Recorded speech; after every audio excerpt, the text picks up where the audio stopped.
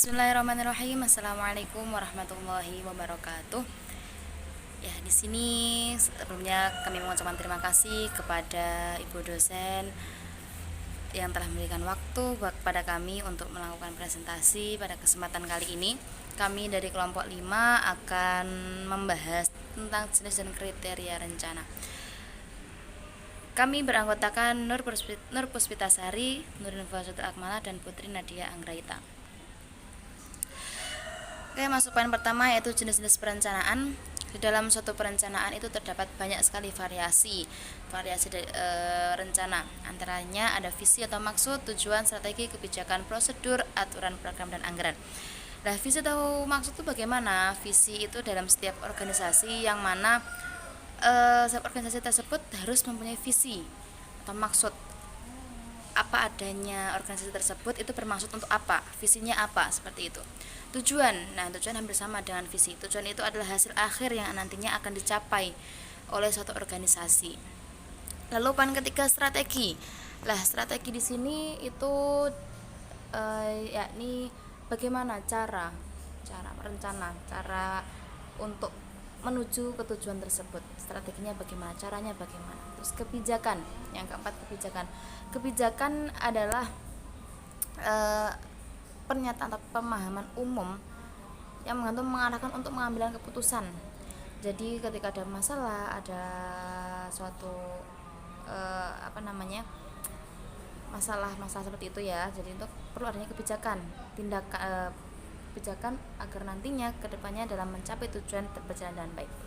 Lalu prosedur itu juga termasuk dalam rencana. Nah, prosedur tersebut itu cara menangani di masa yang akan datang.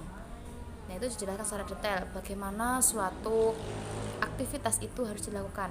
Itu sudah dalam prosedurnya dari A, B, C, terstruktur gitu, prosedur itu.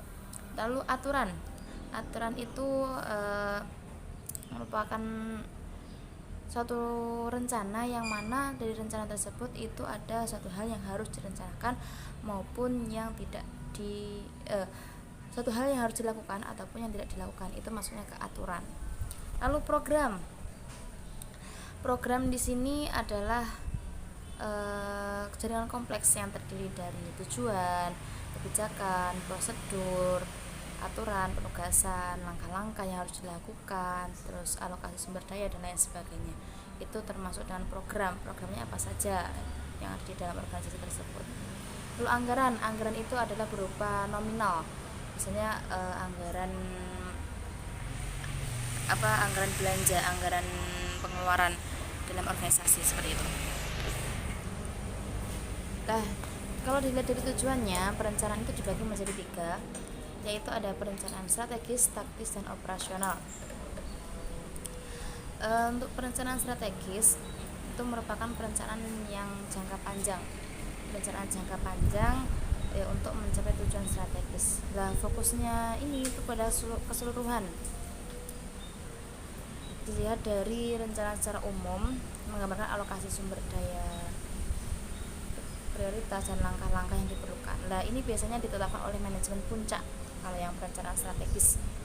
Kalau perencanaan taktis ini melaksanakan bagian tertentu dari rencana strategis taktis.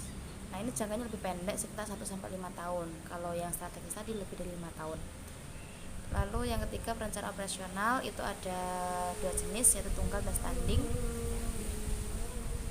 Untuk tunggal itu sekali pakai, kalau standing itu bisa dipakai berulang-ulang. Terus ada juga rencana situasional, yaitu sesuai dengan situasi dari tersebut. Oke, kriteria penilaian rencana itu perencanaan yang dikatakan efektif itu satu, perencanaan itu harus tertulis jadi jelas. Yang kedua, menentukan goal atau tujuannya apa, nanti mengarahnya kemana, susunan sesuai tugas dan tanggung jawab. Jadi perencanaan itu disusun sesuai dengan tugas dan tanggung jawab dari setiap bidang atau setiap bagian-bagian masing-masing. Terus ditentukan prioritasnya yang mana, terus direview dari pelaksanaannya dan batas waktu yang dilakukan itu. Oke, itu dari kami nanti akan dilanjutkan oleh Yang selanjutnya dengarkan saya. Terima kasih. Selanjutnya adalah model rencana rasional. Model perencanaan rasional komprehensif dianggap oleh para pakar sebagai akar dari berbagai model perencanaan publik yang berkembang.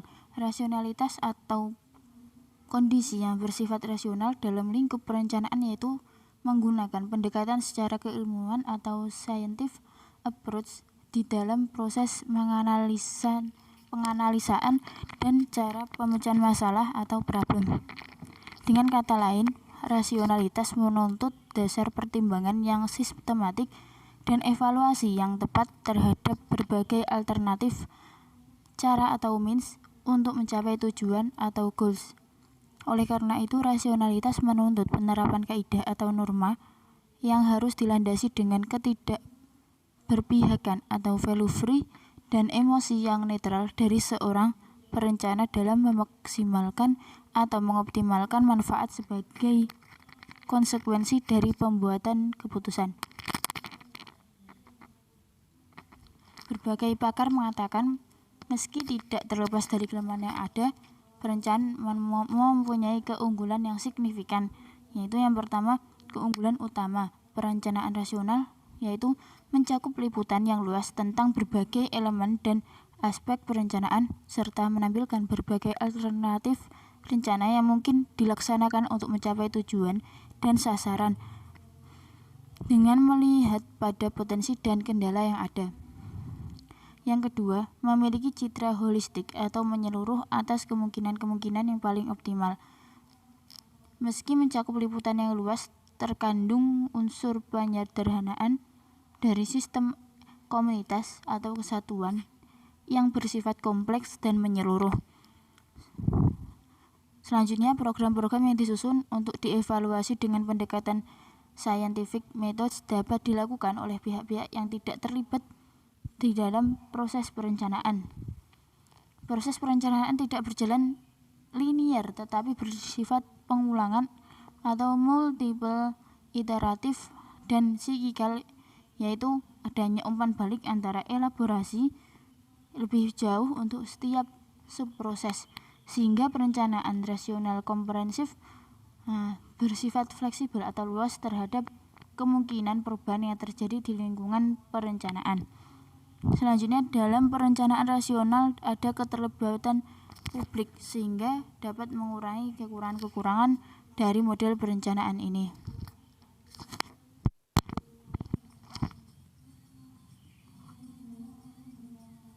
Akan melanjutkan materi berikutnya, yaitu tentang hubungan perencanaan dan fungsi manajemen.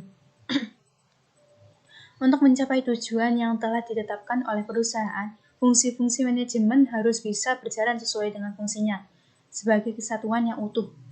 Ada beberapa fungsi manajemen, antara lain yaitu yang pertama tentang perencanaan atau planning, yang kedua tentang pengorganisasian atau organization, yang ketiga yaitu tentang pengarahan, yang keempat tentang pengawasan atau pengendalian, dan yang terakhir tentang penyusunan personil. Dari masing-masing fungsi-fungsi manajemen tersebut saling berhubungan antara satu dengan yang lainnya. Dalam banyak hal, perencanaan adalah fungsi yang paling besar dan meresap ke seluruh fungsi-fungsi manajemen lainnya. Fungsi perencanaan dan fungsi-fungsi serta kegiatan-kegiatan manajerial lainnya adalah saling berhubungan dan saling bergantung serta berinteraksi. Selanjutnya yaitu hubungan perencanaan dengan fungsi-fungsi manajemen lainnya. Yang pertama yaitu hubungan perencanaan dengan pengorganisasian dan penyusunan personalia. Pengorganisasian adalah proses pengaturan kerja bersama sumber daya keuangan, fisik dan manusia dalam organisasi. Perencanaan menunjukkan cara dan perkiraan bagaimana menggunakan sumber daya tersebut untuk mencapai efektivitas paling tinggi. Selanjutnya tentang hubungan perencanaan dengan pengarahan, di mana perencanaan menentukan kombinasi yang paling baik dari faktor-faktor kekuatan-kekuatan, sumber daya, dan hubungan-hubungan yang diperlukan untuk mengarahkan dan memotivasi karyawan. Yang terakhir yaitu tentang hubungan perencanaan dan dengan pengawasan atau pengendalian. Rencana harus dibuat untuk mencapai tujuan-tujuan organisasi sebelum para manajer dapat menentukan hubungan-hubungan organisasi. Kualifikasi personalia yang dibutuhkan, bagaimana bawahan diarahkan dan cara pengawasan yang diterapkan. Sekian presentasi dari kelompok kami, ada kurang lebihnya kami mohon maaf. Wallahul muwaffiq ila aqwamit thoriq. Assalamualaikum warahmatullahi wabarakatuh.